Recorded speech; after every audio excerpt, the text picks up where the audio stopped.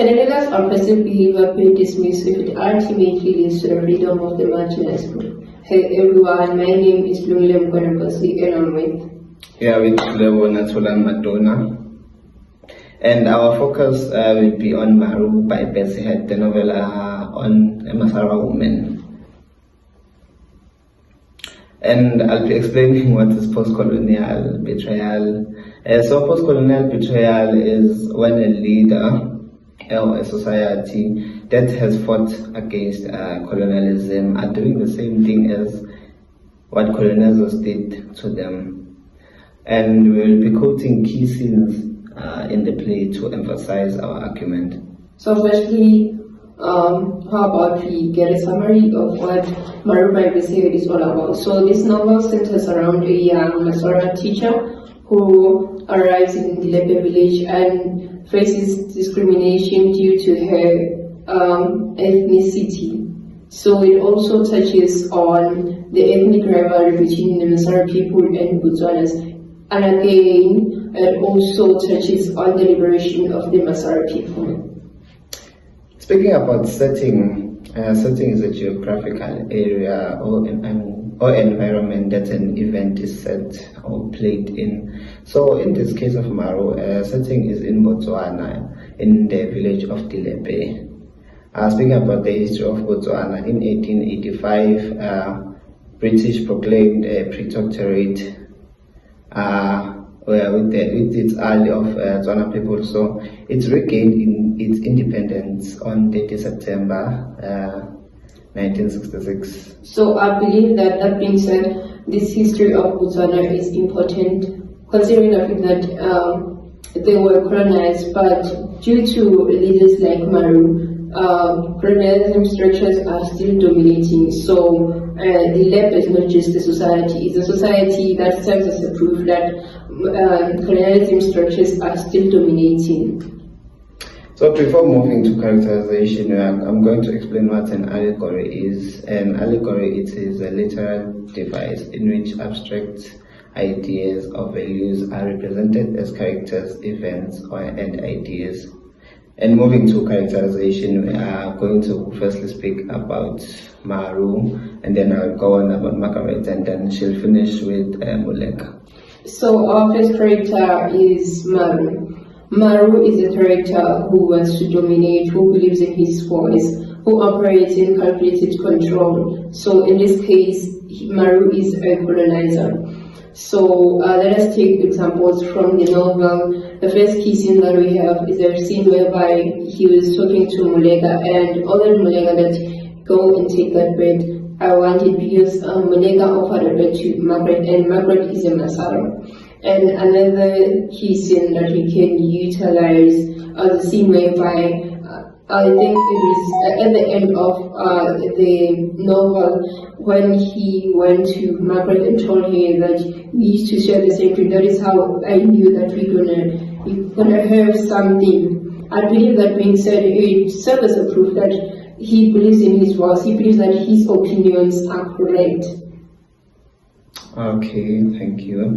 I'm going to be speaking about Margaret Kadimo, which she's a lady, a Masara woman who is marginalized, and she is the one who is colonized.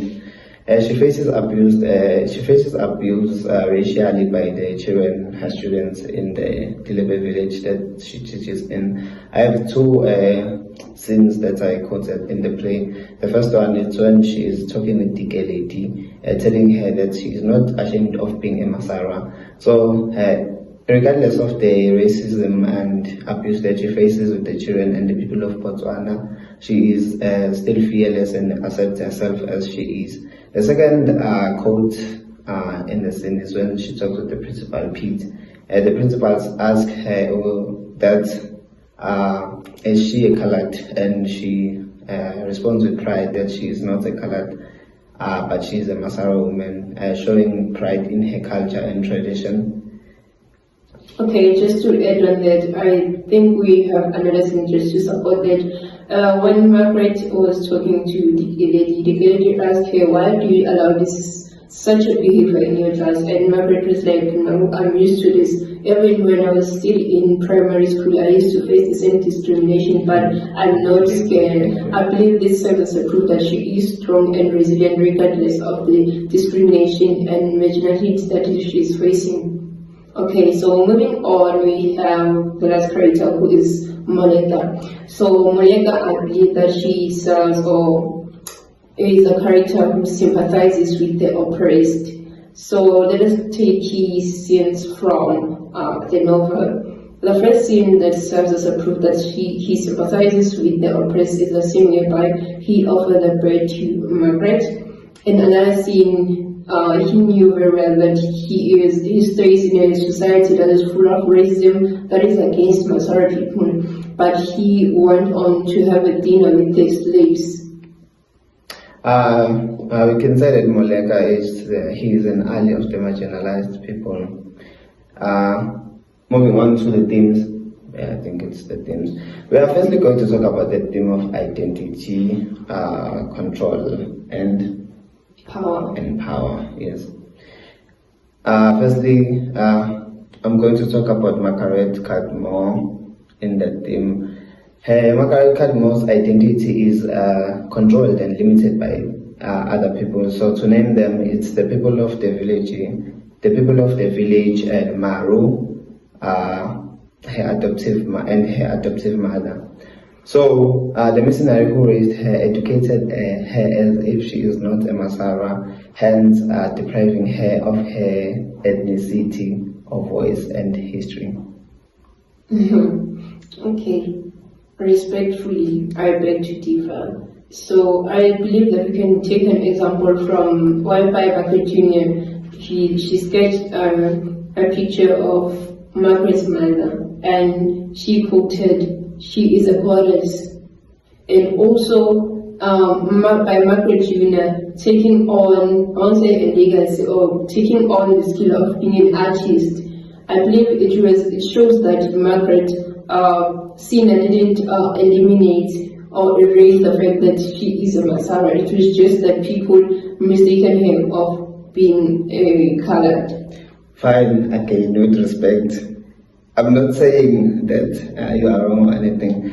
I think this point that we are making is just telling us how colonial people took away our voice and history. The missionary educated her as if she was not a Masara. There's an underlying thing that happens to a person who's not raised in her culture. Let us keep our opinions. Fine. Moving on to our second theme, which is race, gender, and marginality.